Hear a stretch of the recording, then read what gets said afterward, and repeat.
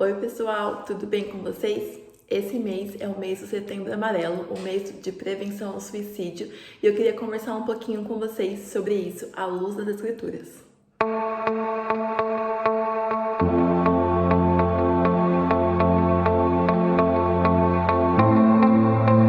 Bom, pessoal, eu tô aproveitando esse mês de prevenção ao suicídio, que é o Setembro Amarelo, para comentar um pouquinho sobre isso e para quebrar alguns tabus que a gente tem não só dentro da igreja, mas em muitos outros lugares. A Bíblia, ela conta um caso e eu queria compartilhar isso com vocês. Ela conta o caso do profeta Elias, que era um grande homem de Deus.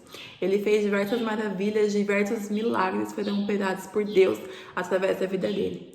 Eu até deixei anotado alguns, que ficou sem chover, sobre aquela região 3 anos e 6 meses depois da oração desse profeta. E depois da mesma oração dele, a chuva veio sobre a terra. Então ele foi com certeza um homem muito usado. Ele foi aquele profeta também que chegou aos profetas de Baal, que naquela época, mesmo o povo sendo o povo de Deus, eles serviam outros deuses. E ele chega e fala: o Deus que derramar fogo sobre o altar vai ser o Deus de verdade. E de um lado tinham 450 profetas de Baal e Elias era o único profeta do Senhor. E o Senhor foi e jogou fogo sobre o altar. Eu particularmente gosto muito dessa passagem.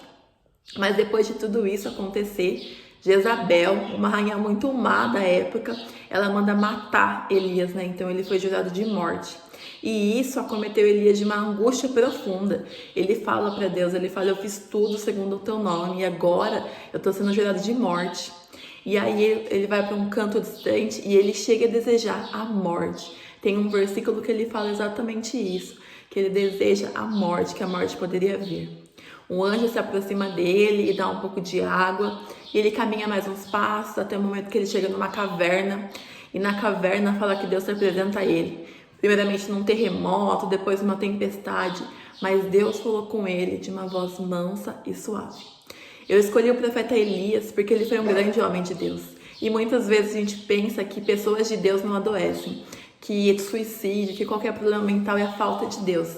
E a primeira coisa que eu quero fazer nesse momento é quebrar esse tabu, quebrar essa fala que é totalmente errada.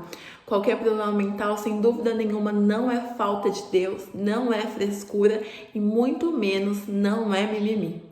O Senhor, Ele é o Deus que vai curar você de qualquer ferida, assim como Ele curou e cuidou de Elias, que passou por momentos difíceis onde a vida não valia mais a pena. Mas eu queria te lembrar que o nosso Deus é um Deus de amor. E o que Ele tem para você não é um dedo apontando, mas o que Ele tem para você é um amor que excede todo entendimento. Lá em Mateus 11:30 fala que o jugo dele é suave e que o fardo dele é leve. Em Isaías 53 fala que o castigo que nos traz a paz estava sobre ele e pelas suas pisaduras nós fomos sarados. Eu queria te trazer à memória esses versículos para que nele, para que em Cristo, você tenha a esperança de vida eterna. No mundo nós vamos ter aflições, mas em Cristo nós vencemos todas as coisas. Eu deixei um versículo aqui que eu acho muito importante também, que o Senhor veio para que tenhamos vida e vida em abundância.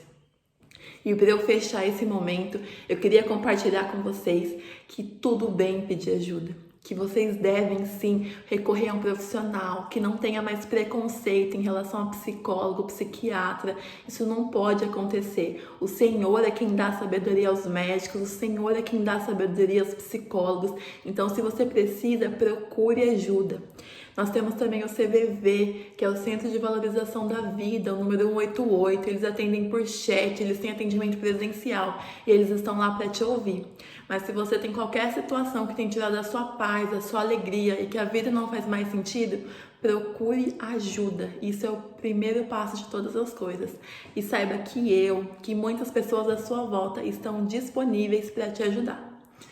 É isso, fique com Deus. Um beijo.